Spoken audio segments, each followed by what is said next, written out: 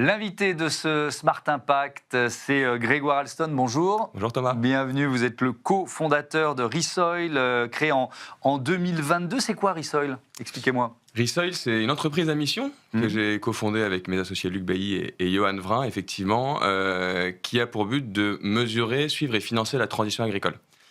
Pourquoi cette mission? C'est important de commencer par ça, peut-être, avant de détailler un peu comment on s'y prend. Surtout à quelques jours du Salon de l'agriculture, c'est important de rappeler que la transition agricole, c'est une réponse aux principaux enjeux de notre temps. C'est quoi ces principaux enjeux? C'est des enjeux climatiques. La transition agricole, c'est réduire les émissions de gaz à effet de serre des fermes et stocker du carbone dans les sols. C'est une réponse aux enjeux de biodiversité.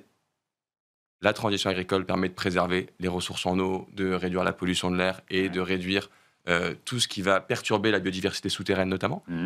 C'est une réponse aux enjeux de sécurité alimentaire, de souveraineté alimentaire. Par les temps qui courent, malheureusement, d'un point de vue géopolitique, on s'est rendu compte que c'était quelque chose de majeur et d'essentiel, de pouvoir avoir cette souveraineté, de continuer à produire en France en s'adaptant au changement climatique. Et enfin, quatrièmement, c'est un enjeu de résilience économique des fermes.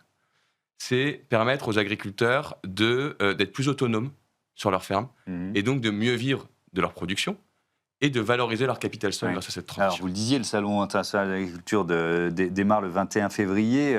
Est-ce que la valorisation des sols, alors oui, on peut dire que c'est intrinsèquement lié à l'agriculture, mais la qualité du sol, est-ce qu'on ne l'avait pas un peu oublié? On l'a probablement un peu oublié.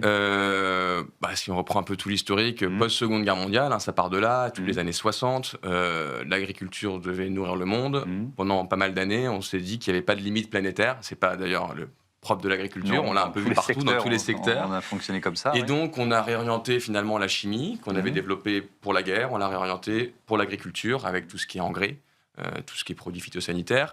Et effectivement, on est passé finalement, si on prend le blé, de 15 quintaux hectares il y a encore 100 ans à 70 quintaux par hectare en moyenne aujourd'hui, grâce à tout ça.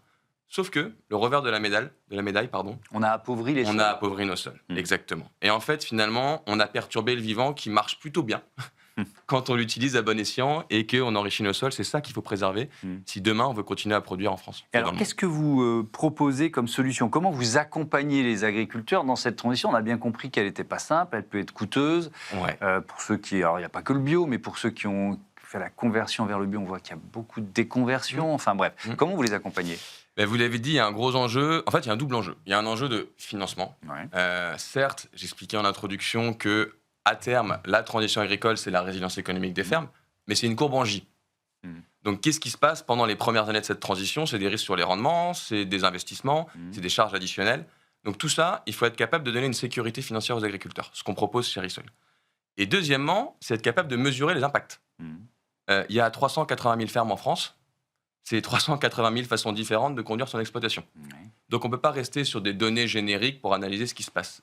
Et donc, le but, c'est de pouvoir, au niveau de chaque ferme, proposer une transition adaptée au contexte pédoclimatique avec des leviers liés à l'agroécologie et à l'agriculture régénératrice qui vont être adaptés au bilan qu'on aura fait de cette ferme grâce à la donnée. Donc, on va valoriser cette donnée primaire au niveau des fermes pour valoriser les services environnementaux, économiques rendus par la transition agricole et ainsi pouvoir générer du financement sur la ferme auprès d'entreprises. Alors cette sécurité financière, justement, on va rentrer dans le détail, dont vous parlez, comment vous la garantissez?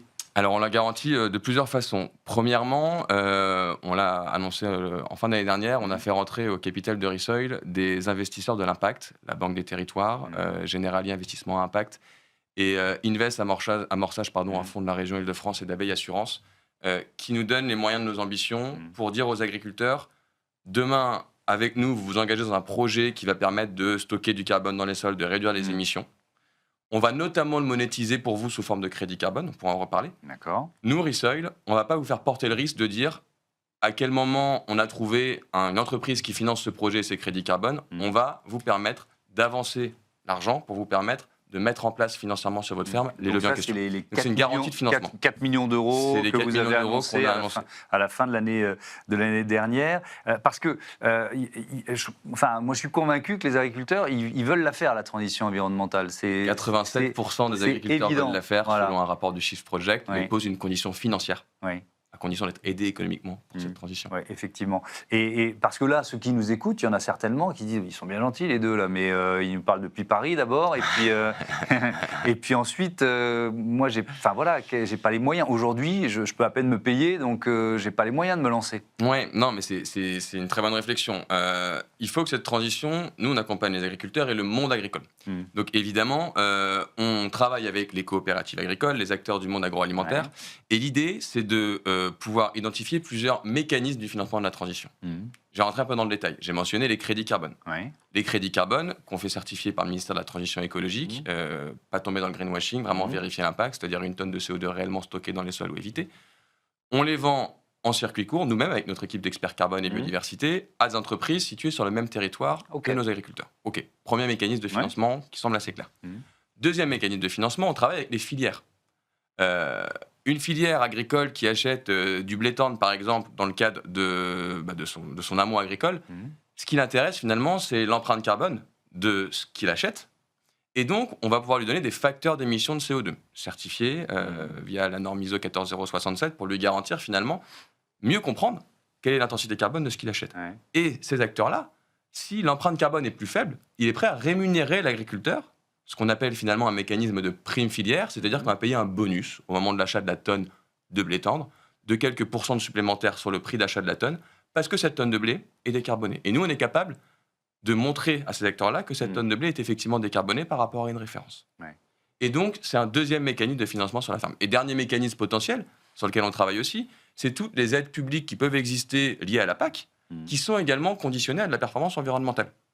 Comment prouver qu'une ferme a amélioré, il y en avait certaines MAEC bas carbone dans certaines régions, que la ferme a amélioré son bilan carbone de plus de 15%.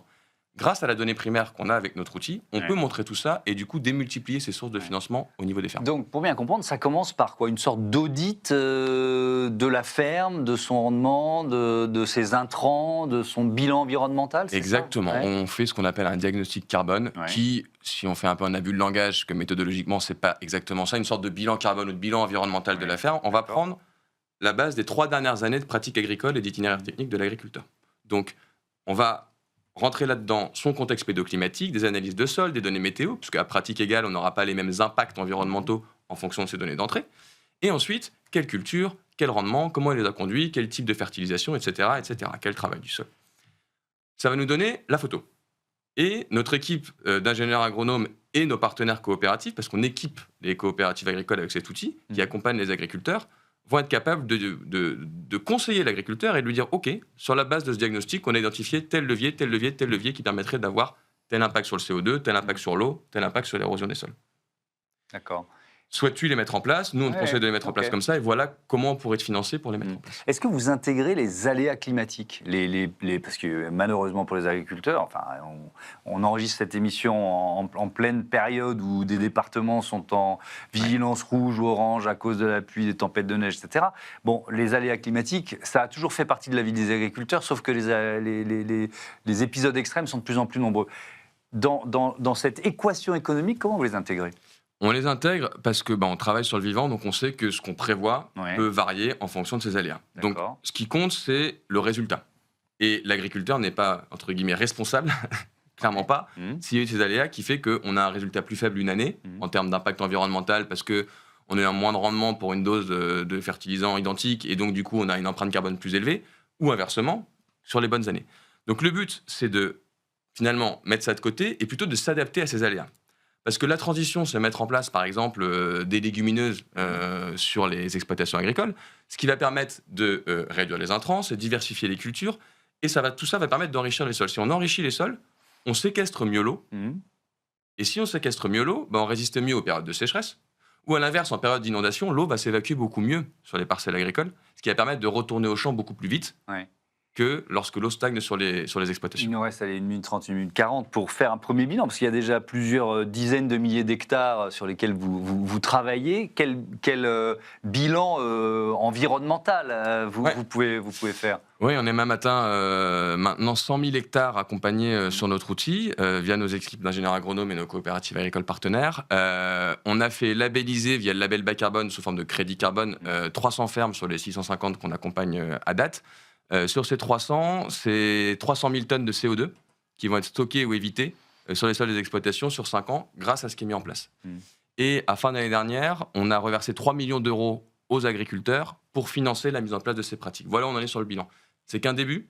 L'objectif à 2028, c'est d'atteindre 20 millions d'euros reversés aux agriculteurs sous ces différents mécanismes de financement que je mentionnais pour leur permettre de mener à bien leur transition et emmener des milliers d'agriculteurs. On est dans toutes les régions de France aujourd'hui. On est le premier développeur de projets agricoles du label bas carbone sur la méthode grande culture. Et notre objectif est vraiment de rester dans toutes les régions de France et d'être le leader en France de la mesure et du financement de cette transition sous toutes ses formes. J'insiste, on n'est pas juste un énième acteur du crédit carbone. Notre prisme, c'est la transition agricole. Le crédit carbone est un des outils de financement. Merci beaucoup, Grégoire Alston, et bon vent à Rissoil. Merci beaucoup. On continue de parler agriculture dans notre rubrique Transitions urbaines, tout de suite avec Alexandre Herveau.